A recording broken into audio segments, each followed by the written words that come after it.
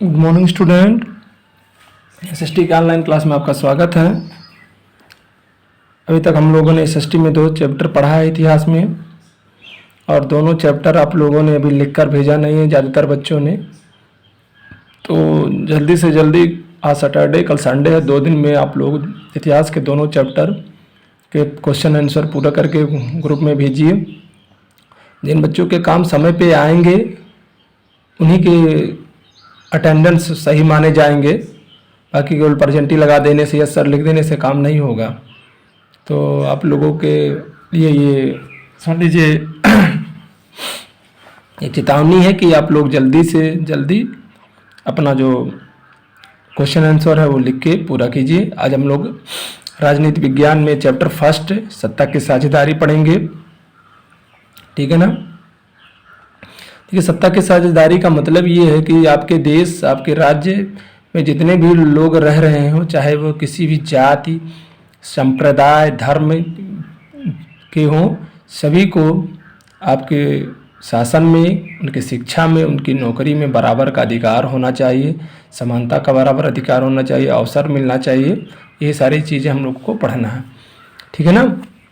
चलिए शुरू करते हैं। पहले परिचय देख लें क्या है।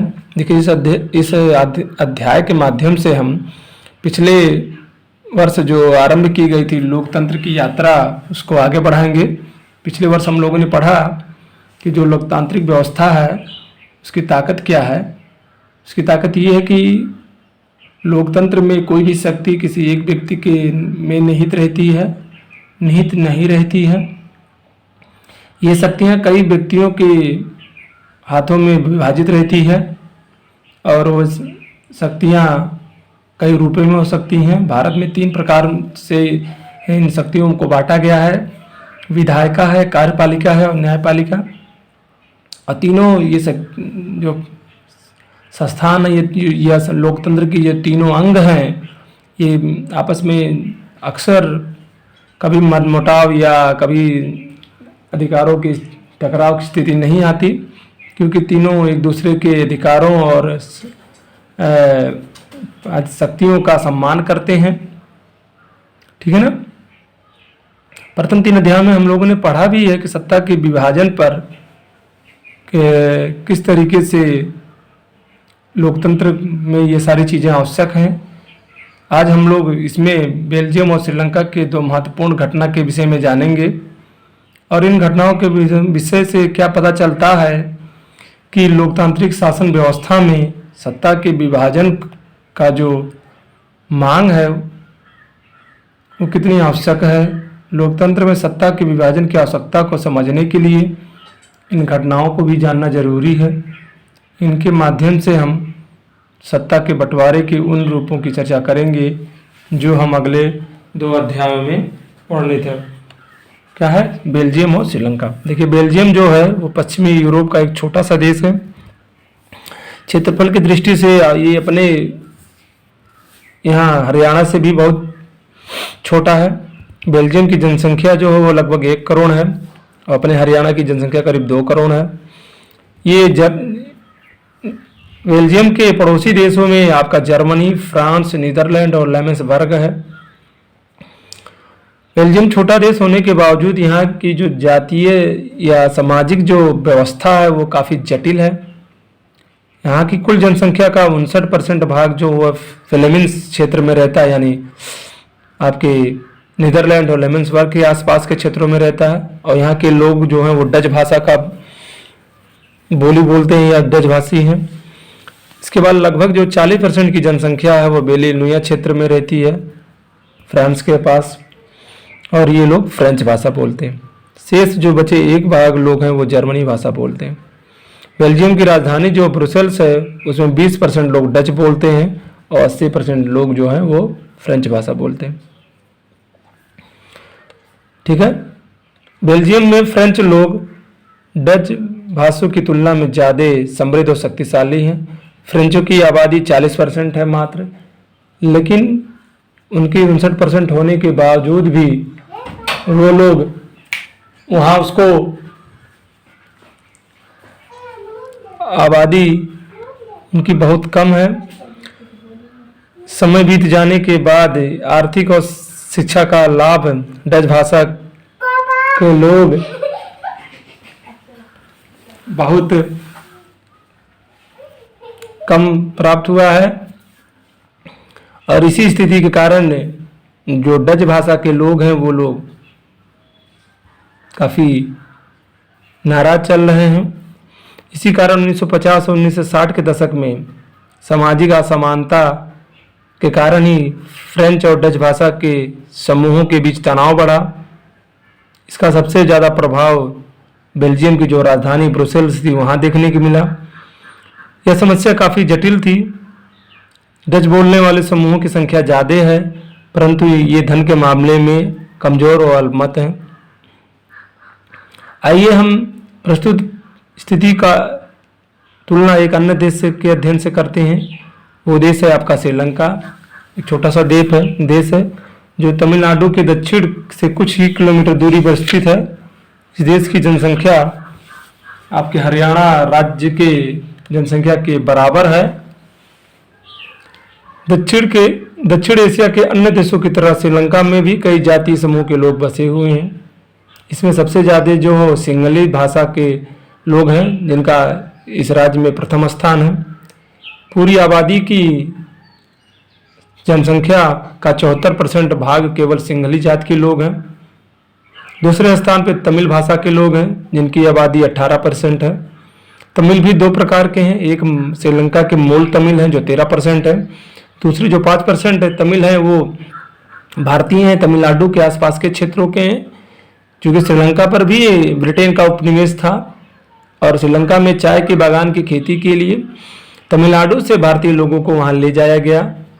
और जब श्रीलंका उपनिवेश से मुक्त हुआ तो वहाँ के जो लोग थे वो वापस भारत नहीं आए, क्योंकि इनके पूर्वज और लोग वहीं स्थापित हो चुके थे। ठीक है ना। वर्तमान श्रीलंका पर अगर हम नज़र डालें तो हमें यह ज्ञात होता है कि तमिल मुख्य रूप से उत्तर और पूर्वी प्रांतों में स्थित है। तमिल भाषा के जो लोग हैं उसमें हिंदू मुस्लिम दोनों जातियां लोग सम्मिलित हैं, जबकि अधिकांश सिंहली जो 70% 74% की जाति उसमें ज़्यादातर बौद्ध हैं। श्रीलंका में 7% लोग ईसाई भी हैं जो तमिल और सिंहली दोनों भाषा को बोलते और समझते हैं। ठीक है। अब आप विचार कीजिए कि ऐसी स्थिति में क्या हो सकता था। अधिक आबादी के बल पर डच भाषी लोग फ्रेंच भाषी और जर्मनी पर अपना अधिकार जमा सकते थे तथा अपनी इच्छा उन पर थोप सकते थे। इससे उनके मध्य तनाव और बढ़ जाता।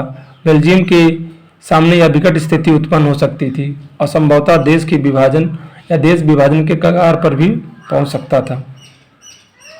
दोनों पक्ष ब्रुसेल्स पर अपना बराबर दावा करते थे। इस प्रकार श्रीलंका में भी सिंहली जनसंख्या बहुमत में अधिक होने के कारण वे लोग अपनी मनमानी कर सकते थे। आइए अब जानते हैं कि असल में दोनों देशों में क्या क्या हुआ। श्रीलंका में बहुसंख्यकवाद। श्रीलंका भी सन 1948 में उपनिवेश से स्वतंत्र हुआ।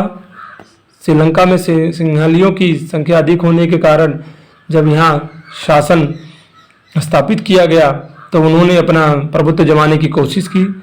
श्रीलंका की लोकतांत्रिक रूप से निर्वाचित सरकार ने भी श्रीलंका के समुदायों को वर्चस्व स्थापित करने में कुछ मदद की।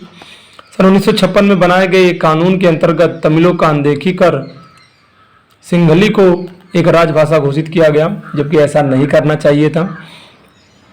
सरकारी व्यवस्थाओं में भी सिंहलियों को प्राथमिकता दी गई, जिसमें आपके विश्वविद्यालय, सरकारी नौकरियां भी सम्मिलित थी।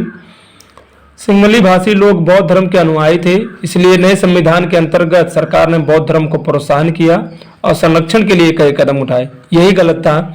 अगर सरकार बनी भी थी, सरकार धर्मनिरपेक्ष होती और सभी को बराबर दृष्टि से देखती, तो जो श्रीलंका में गृह युद्ध हुआ वो अब नहीं होता।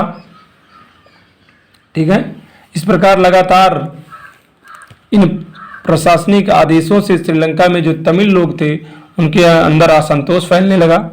उन्हें इस बात का आभास होने लगा कि जो बौद्ध धर्मावलंबी सिंहलियों के नेतृत्व वाली सारी जो राजनीतिक पार्टियां हैं उनकी भाषा और उसके संस्कृति को लेकर असंवेदनशील है, यानी उसके प्रति सोच नहीं रही हैं।